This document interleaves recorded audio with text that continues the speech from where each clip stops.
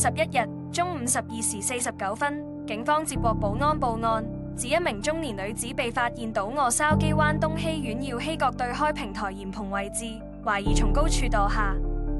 救援人員接報趕抵，事主當場證實不治，消防員正移送遺體返回地面。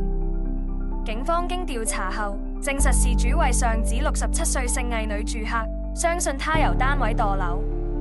現場檢獲遺書。據了解，魏婦生前受生活問題困擾。今日11日中午12時49分，警方接獲保安報案，指一名中年女子被發現倒臥筲箕灣東熹苑耀禧閣對開平台簷篷位置，懷疑從高處墮下。救援人員接報趕抵，事主當場證實不治，消防員正移送遺體返回地面。警方經調查後，證實事主為上址67歲姓魏女住客，相信她由單位墮樓。現場檢獲遺書。